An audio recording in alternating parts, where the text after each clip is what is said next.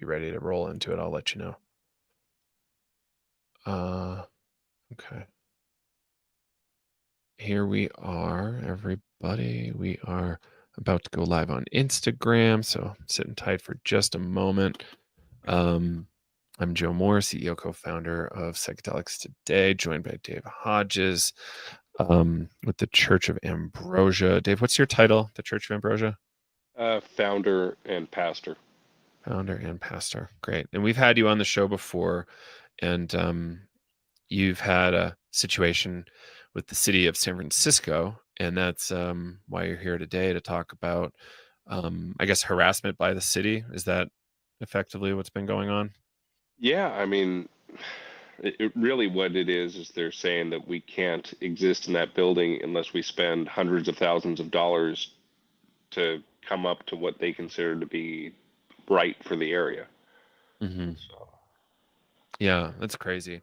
So let's give people a little bit of background before we dive in too deeply here. So, Church of Ambrosia, when was it formed, and was there a precursor organization? there wasn't really a precursor, I had been spreading a cannabis-based religion at Burning Man for years before opening um, Zide Door and starting the Church of Ambrosia. Just to explain the difference between the two, Church of Ambrosia is the religion, and Zide Door is the physical location that we have here in Oakland. And we have one in San Francisco right now, but we'd be closing at the end of the year. Okay, great. Um, and the church is like, how are you organized legally? Are you with like state of California all kind of buttoned up as a church there? One of the crazy things about how the law actually works is you just have to be able to prove faith to be a church. Hmm. And when it comes to things like 501c3 status, there's actually some case law that says that you can't have one until you get the DEA exemption, which, Hmm. it's a giant mess. But we have a bunch of good lawyers, and hopefully in the very near future, we're going to start going through the DEA exemption process. Great. Yeah. I the way I like to just make sure people are playing safe out there around this stuff, and we're not here to talk about, churches generally. I want to talk about your situation, is that yes, if you want to be really, really safe and not necessarily do time, you do have to somehow confess your situation to the DEA to get like federal protection. But it's really a goofy racket given First Amendment rights that should ostensibly be rights. But yeah, bureaucracy doing bureaucracy. Yeah, it's a giant mess, and the DEA shouldn't be able to decide whether or not somebody's a church or not. But really, what it comes down to is, do you have faith in this, and can you prove that faith in a court of law? And if you can, Mhm. then you're in a good situation. And if you think that, oh, really, this is just some loophole, and I can file a couple documents and everything be fine, that's not how it works. Yeah. Um, Totally. So, okay, so you're last I remembered, when we chatted, you were just making a really serious point saying like, "Hey, this is my beliefs, this is what we do, this is our church." And you like say something, do something. And like nobody has really done anything yet, but you started to encounter this harassment from the city, like trying to get you to spend a crazy amount of money to update the building. Can you talk about how that's kind of progressed? Was it just like a simple zoning thing, and then they started to like really ramp Yeah, it no, up on no. you? So it actually started around 420. So Mhm. 420 in San Francisco, there's the Hippie Hill event that has been going on for longer than I've been alive. Um, and this year, they weren't going to do anything officially sanctioned. So we saw that Mhm. happening in the announcement at the last minute, and we were really concerned as that was a lot of people from our communities. So the church brought a whole bunch of water and a bunch of volunteers down to Hippie Hill just to make sure everybody was safe and hydrated, and nothing went wrong. And it was actually a really good event. It got a lot of press. But shortly after that, we started getting some harassment from the city. The very first one was that there was a sliding glass door that went to nowhere on the second story of our building. And don't get me wrong, I'm the first person to say that wasn't right, but that was pre-existing. There's Google Street View photos going back to '97, showing this exactly the way it was. As far as we know, it's been like that basically since the building was built, and it Mhm. hadn't been a problem until we were in the building. So the first thing we did is it was expensive to do, and it was not a fun decision to make, but we replaced the sliding glass door with the windows um, that would match the rest of the building. And again, this is where it all started. So that was all permitted work through licensed contractors, and everything was all good. And then they started to harass us more, leading to an inspection where they sent 16 people from the city to inspect our building, um, Mm. which is a little crazy. There was the fire people were there, and that makes some sense. But there was multiple people from planning and building, and even the city attorney's office. But there ended up being 16 people, and we had one attorney and one consultant in there, so 16 to 2, to inspect the building. Out of that, they took a whole bunch of pictures and came up with a whole bunch more problems that we've been going through one by one to fix some, again, things that make sense. There's some electrical issues and some fire signage things. We took care of all those.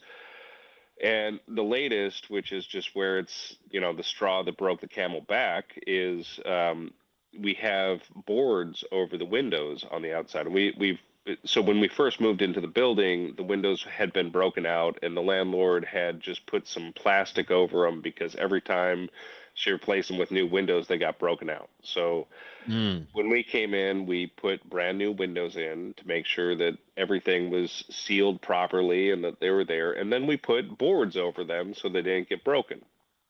And that's the way it's been for almost 2 years. But through all the back and forth with the city, their latest thing is, well, now you have to take those down. You don't have a choice. You got to take the boards off. And if you want security, security over the windows, they have to be ingress security shades. So, ingress means that they would have to be flush with the building when they pull down. Mhm. Um, the quote for getting them mounted on the exteriors of the windows, just like you would see most places where you can roll them up and roll them down, that alone was about 180,000. Um, to get them ingress, they all have to be custom fitted, and you have to dig into the building. We haven't even got that quote, but it's likely to be well over two.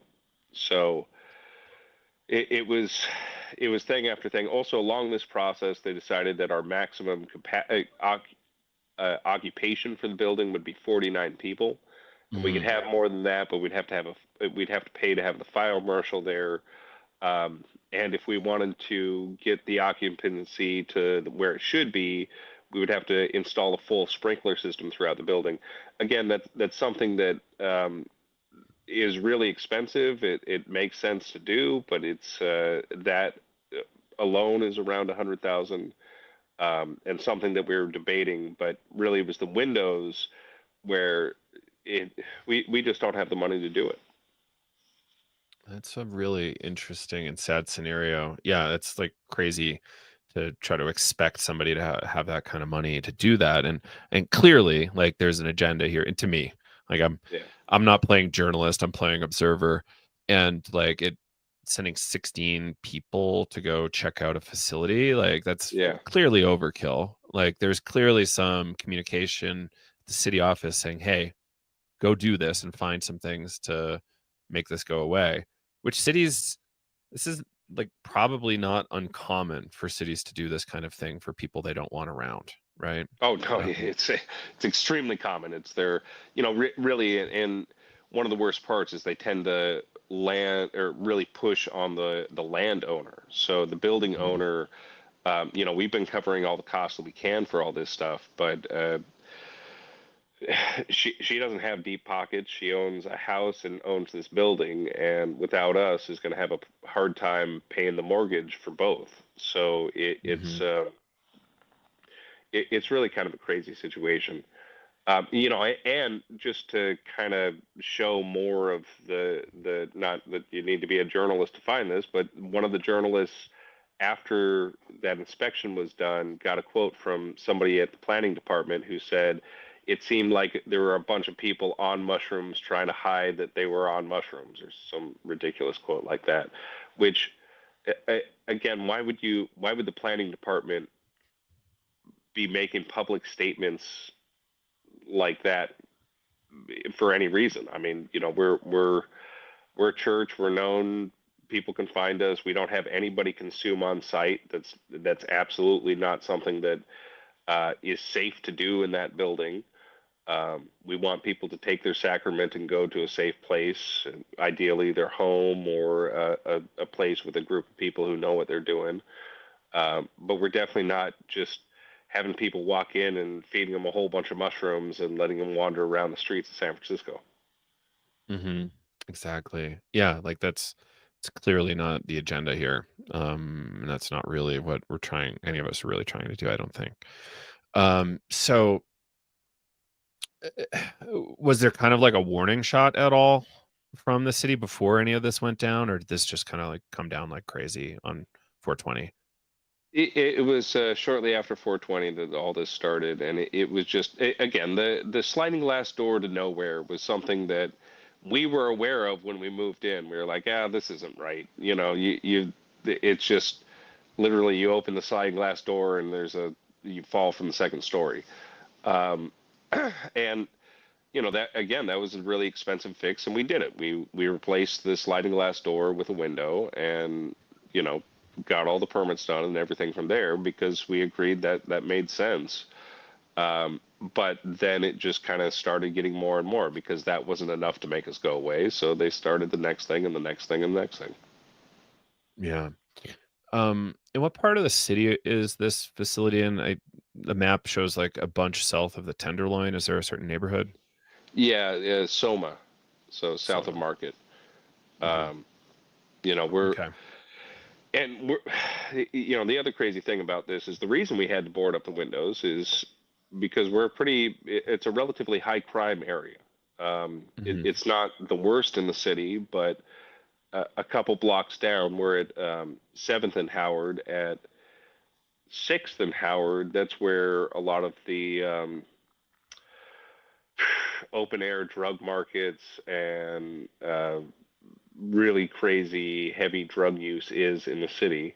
Um, there's some methadone clinics over there and a bunch of people trying to help, but it, we're right in that area, and right next to us, across the street from us, is a beautiful little community garden, but it's known for people doing heroin outside, and we've had there was a stabbing at our back door that we had to give footage to the police. We've helped multiple people who have overdosed on with Narcan that we had on site.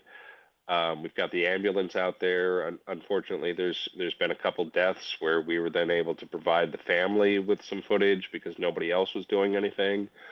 So we've seen a lot, and we're in an area that we're actually doing a lot of good just by existing there, Hmm. which makes this even more frustrating.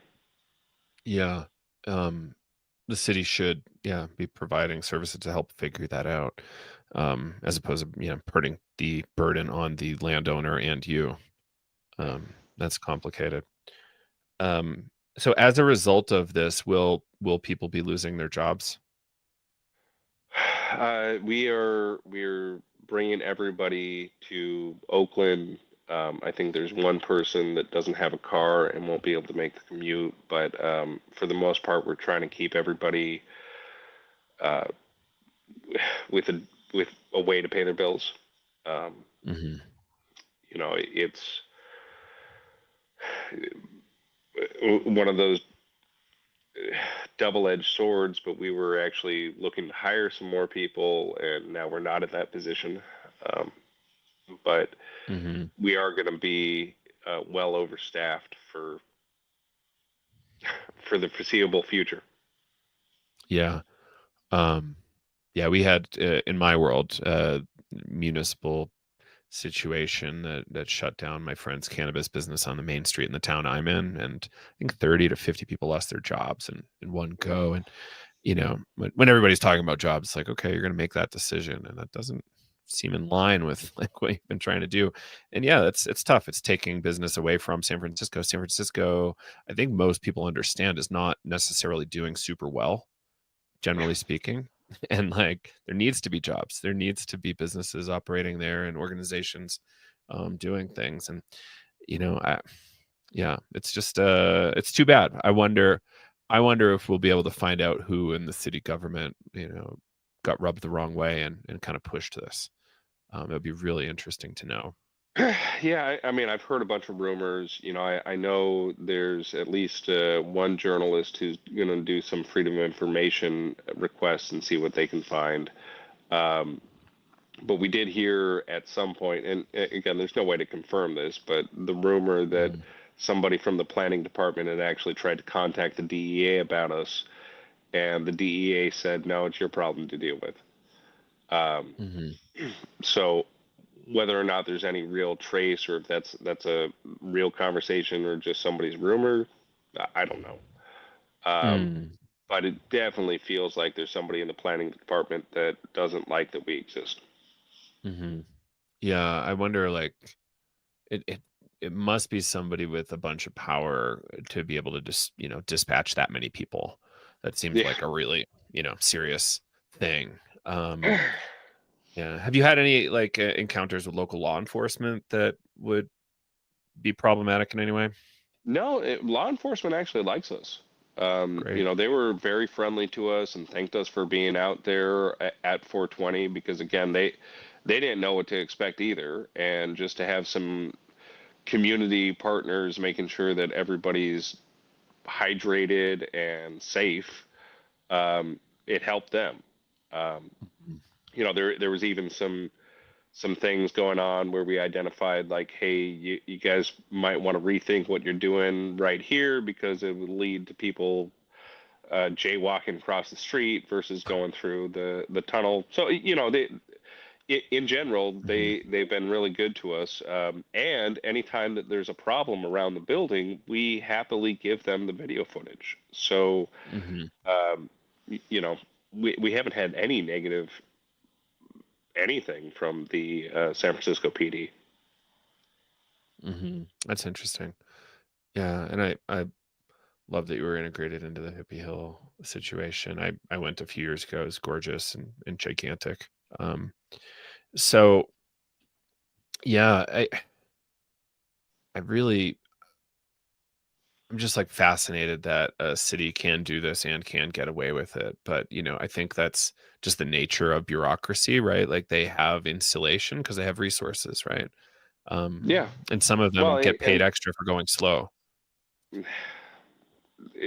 that's definitely one of the games that they play in court. The Hmm. longer they can drag things out in court for you, the more expensive it is.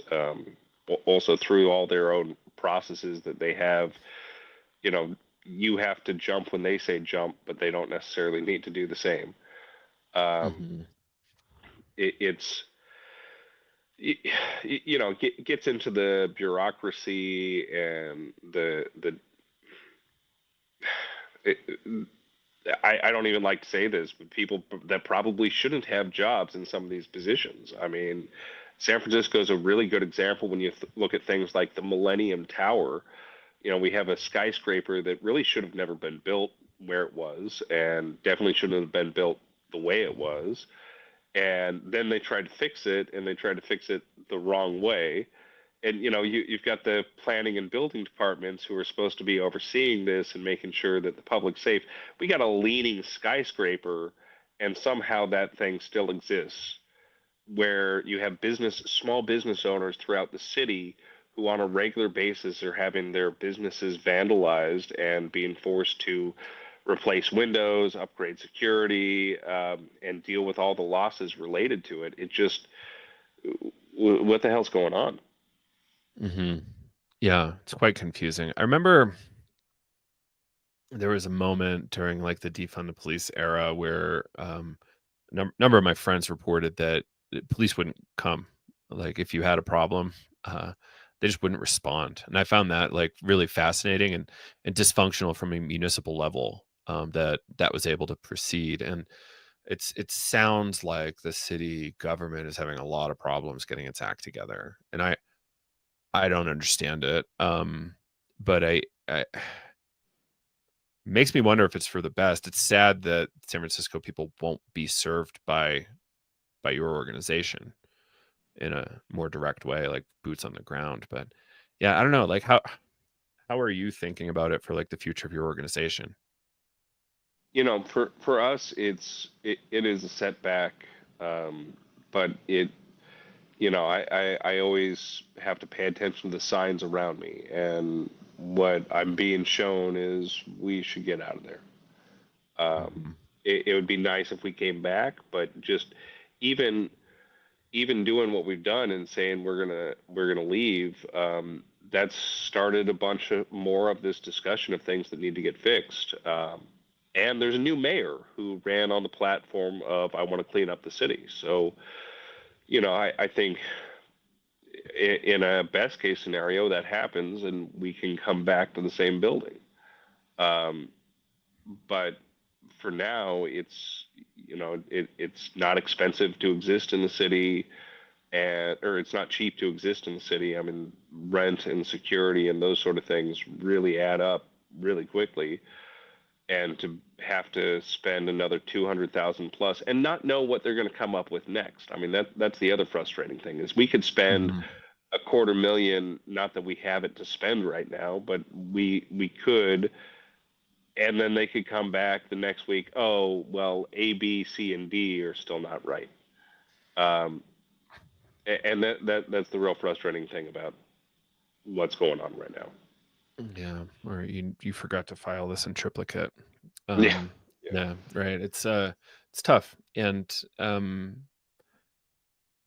yeah, it's really unfortunate. It feels like Oakland is safer in a lot of ways, just given what voters put forward. There seems like there's a really strong culture developing around this topic. Is that accurate from what you're seeing in Oakland? yeah. I mean, Oakland has been really well, but after they raided us in August of 2020, since then they've been pretty good to us. We Mhm. sued them in federal court. Going back over merit, they came up with a, well, actually, you just need to apply for this special or this conditional use permit, and we're going through that process. It's a slow process, but we'll eventually get there. They got rid of the police officer that did the illegal raid. So, in general, I would say Oakland feels a lot better for us. It's Mhm. also where we started, where we grew. Um, it's home. So it, it's Yeah. it doesn't feel good uh, losing San Francisco, but at the same time, it's an opportunity to just kind of get our stuff back together and get back to our roots. Right. Um, and can you talk a little bit about the mechanics of like membership and sourcing with your organization? Yeah, I mean, all of our all of our sacrament comes from members of the church. We test it all. We want to make sure we know it's clean and what's actually in it. And one of the big things that we've really been pushing for and starting is no more. If you get a chocolate bar through the church, it's not going to tell you how many grams are in it. It's going to tell you how much of the active ingredients are in it, because potency is really all over the place. So the labs have seen a 1 to 80 in potency, meaning 1 gram can be the same as 80 of another. So getting away from that and really making sure people know what they're consuming is one of our big focus relative to the sacrament. To join the church is pretty simple. Ideally, you have a friend that refers you, or you can go sign up online at zidedoor.com. Once you come in, you pay a membership fee, and once you're actually a member of the church, you have access to the sacrament that we carry. Hmm. Oh, amazing. Um, and what's nice is in Oakland, a lot of this stuff is very decriminalized. I guess decriminalized might not be the actual most accurate term. Very much deprioritized in terms of the municipality says, "Hey, police, law enforcement, don't spend any resources on this." Yeah. Which is effectively decriminalization in a lot of ways. Not exactly the case, but that's amazing to have that in the city you operate in. Yeah, yeah. Well, I mean, San Francisco has that too. That's why we opened up out there. Mhm. Their law is a little different, and it leans heavy on what Scott Wiener was doing, but it again says that all these things should be the lowest priority, um, which is all a city can do. A city can't actually decriminalize anything.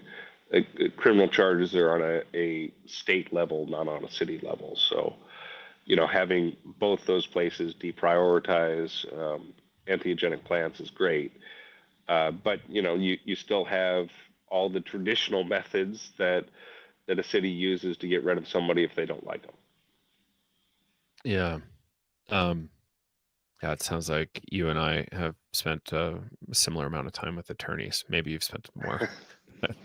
Probably. um, it's important. Like people kind of don't understand how careful folks need to be, and spending time with attorneys so that we can continue operating is really important. And I point out there's definitely some attorneys that don't really have it together that pretend they do. I don't want to get into any kind of tirade there. I've Yeah, already well, won my you and lawsuit I could this definitely year. we could definitely have a long conversation about scammy attorneys, but that's Yeah, I don't want to name them. Suing's easy.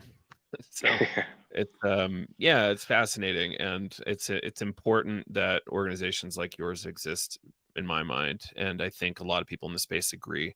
Probably a lot of your members agree. And kind of curious to talk a little bit about, like, how do you like to do, would you call it ministry? well, it's a good question what we call it. Yeah. The main thing that we focus on at this point. So prior to the pandemic, I was doing sermons every Sunday at 4:20. I'd pass out a bunch of joints, and we'd talk about cannabis, mushrooms, and other entheogenic plants. Um, Prior to the or after the pandemic, it was a little harder to get people together. And then when we got raided,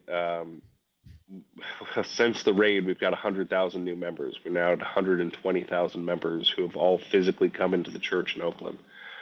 Um, at this point, we focus mainly on providing information and safe use, but we do a yearly event on Easter, which is when I do a big sermon and we get everybody together to talk about all this stuff.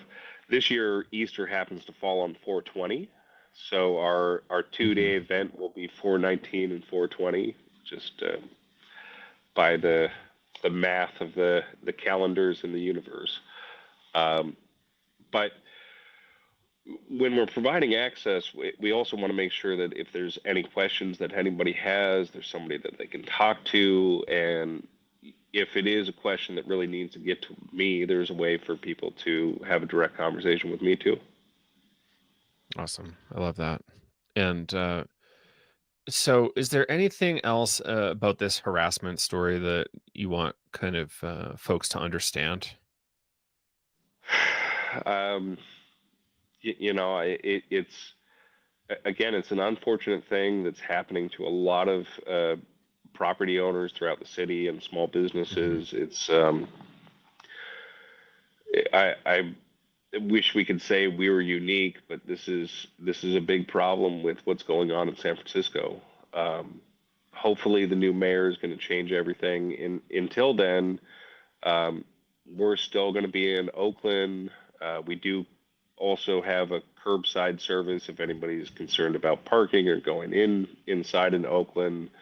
Um, we're not going anywhere. It's just a situation where we can't afford to pay the bills to get to what the city would consider compliance. Yeah. Amazing. Cool. And could you let folks know how they can find out more about your organization, follow up, and see you in Oakland? Yeah. So we've there's two websites. There's ambrosia.church, which that's the main website that has most of the information, including a dosage calculator and a whole bunch of things of what the religion actually is. And then zidedoor.com, that's Zide door.com. That's where you can sign up for the church. We'll be open till the 29th in San Francisco, so there's still time if you want to check it out before we leave. And if not, again, you're welcome to come through Oakland. If anybody wants to reach me directly, my new Instagram is DaveHemp420. That's the best way to get direct contact with me. Unfortunately, Instagram took down my main profile a few weeks back, but again, if anybody needs a direct conversation with me, I'm open to talk all the time, and you can find me on Facebook or on Amazing. Instagram. Yeah, I'll echo this meta situation. They've been kind of playing with us as well. Yeah, surprised I'm still alive after all the stress from Meta taking and giving back. So, Yeah, well, you got yours back. I don't know if I will. So, man, yeah, I'll connect you with some people and maybe it'll work. But yeah, here's to hoping. All right, everybody. Thanks for tuning in. Dave, let's hang out for a minute backstage and hope we can do this again in the future. well, sounds good. Thanks for having me. Absolutely.